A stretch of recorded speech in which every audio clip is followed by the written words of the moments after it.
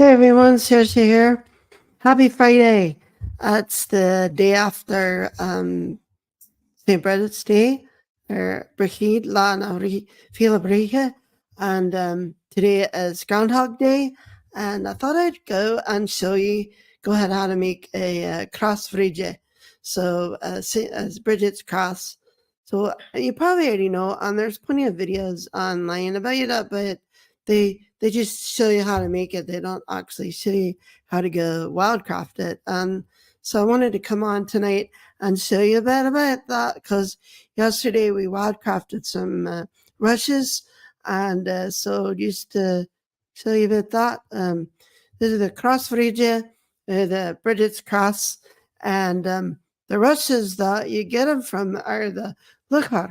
So the Loch are these in the picture behind me there, and so you can just go get those, and you harvest them. And then when you wildcraft, you want to find a place. Now, if you're not finding it wild in the open, of course, in Ireland, all the property, someone owns all the property, whether it's the state of Ireland or individuals who own it. So if you go on someone's property, you need to make sure that you have permission to do it. So, but if you go along the river, there's a river right away. And so we went on the Owen Begley river there, the Begley River there.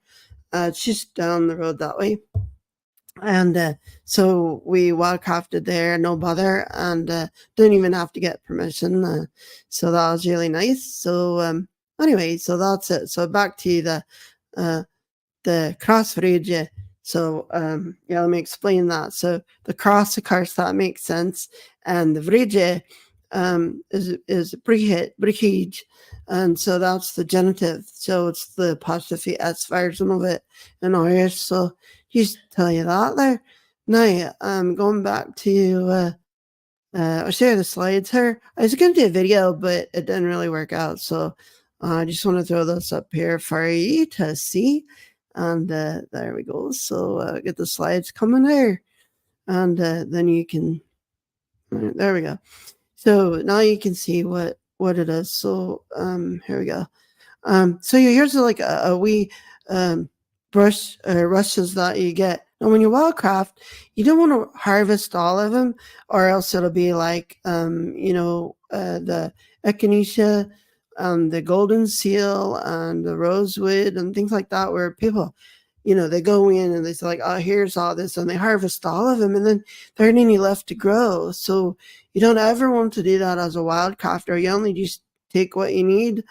You give an offering or thanks for it, and you just cut part of it. So I never cut a whole bush. Now with the rushes, it's probably all right to do that because it's kind of a grass kind of a thing. But for flowers or any kind of medicinal herbs or remedies or ritual things, you don't want to ever harvest all of it. So that's just the number one rule for wildcrafting there. All right, so what we do is this is one of the right here by the river that we harvested these rushes. This is how you do it. You just take a sharp knife, or your bowling or whatever you want to use there, and use that. You can use some secateurs or some shears. And there's the Begley River there. So, we weren't very far from that. And these are just plenty of good reeds there, and our rushes, and there was some others. So now when you get home, if you don't harvest them and use them in that night or the next day, you might want to, if it's more than a day, then you can soak them in some salt water and soften them back up, because they will get dried out, and then it's hard to make the crosses with it. So anyway, so now you get your reeds and you have them like this, your rushes, and you cut off the tops, and you want to cut them into about 30 centimeters. So 30 centimeters is like a fit for those of you that are still in the other system. The 30 centimeters is a good size. Now you can use smaller ones, but you have to have little fingers, and it's a bit harder to work with. No bother there. So, all right. So then the tops, you can maybe use some of this and harvest this, but most of it's just good. Now, some people will use rubber bands or string or a thread like this. And I was trying to do the thread to see if that would be a bit different, but I don't really like it that much. It didn't really help. It's more like sewing, like if I had a needle or something, then it'd been fine. But so that didn't really work very well. So and then I had a rubber band for this one that I was using, and I only had one, so I had to use a go-go for the other one, but I'll tell you about that in a minute. But you can use sellotape or anything, or some twisty ties or whatever, but most people just use another reed and tie it in, which is what I ended up doing, because that's how I learned to do it all along. So you take your reeds, and they're all prepared like this, and then you take across. Now, you can do this north, south, east, and west.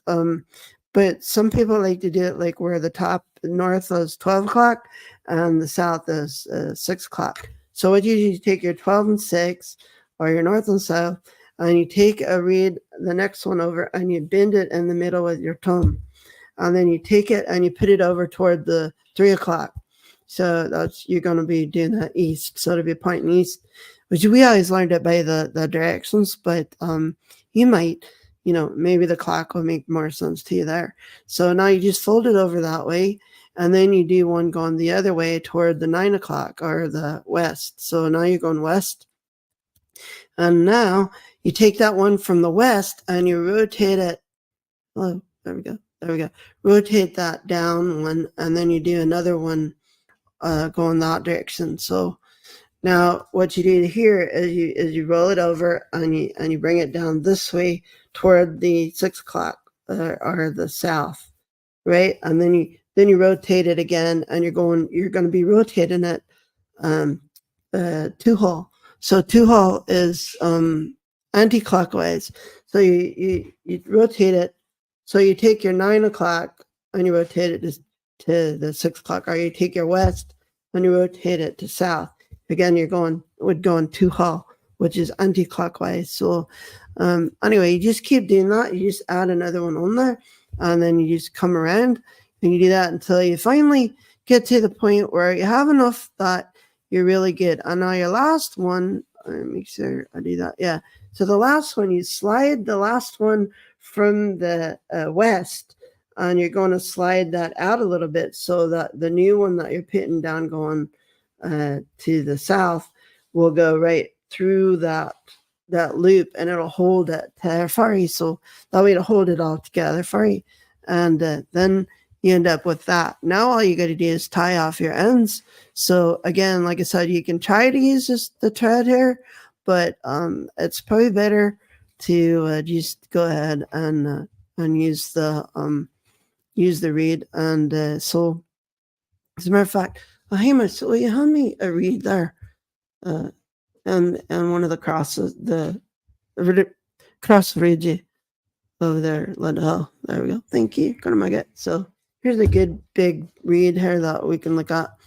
And of course, if the camera picks it up, right? So one of the things that I like to do with this is you can take your tie off reed like this, and where it is, and you kind of have it tucked like that around the ends here, and you spin it right there, and then what you do is you just tie it around like this, like that, and then you take this in and you slide it back through on the top, and that way you have it going both directions there.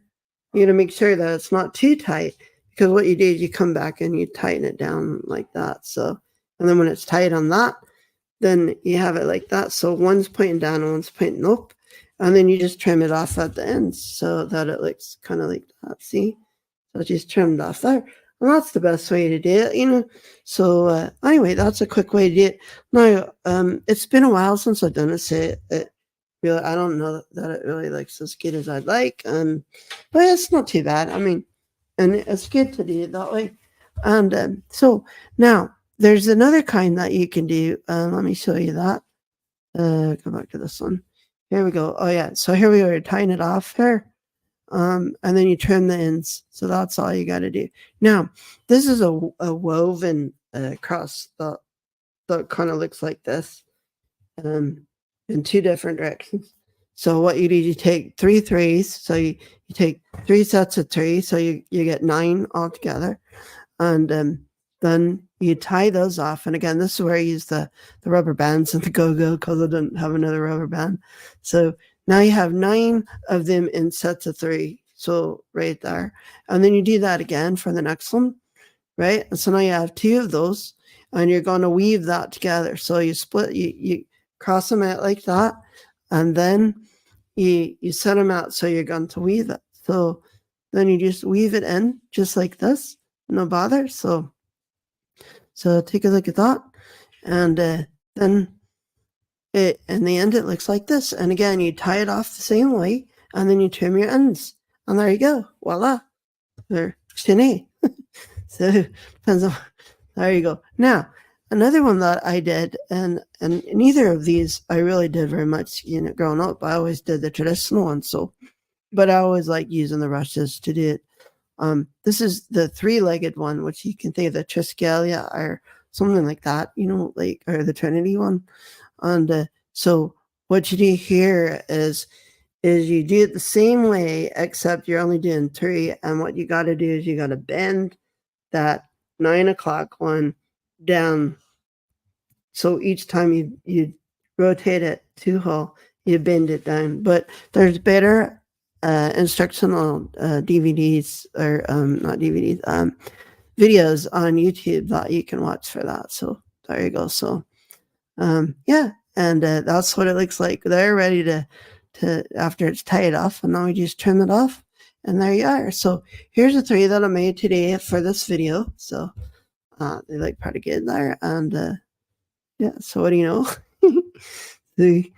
And that's what it looks like size wise for on the wall. So I have my little wee one there, and then I have that one. So anyway, that's it. I hope that's informative for you there, and give you a little bit of Irish tradition and folklore there. A little bit on the Groundhog Day. I don't know if I mentioned this in the other video for Freedom Saoirse this morning, but Groundhog Day comes from the Celtic tradition with the Cailleach and or Brigid, the goddess, whichever one, back in the Celtic days. And so what they did was, the story is that the Cailleach would come out from winter time, and if it's going to be a long winter, then you have a sunny day on La Vila Brigid. So on Brigid's Day, or Imok. Imok means in the stomach, in the tummy. So it's in the tummy of winter. So midwinter is the day. And so it starts from Greenstad and Gavry all the way to Connacht on Erie. So from Yule, from December 21st, the solstice, the winter solstice, to the equinox, the spring equinox.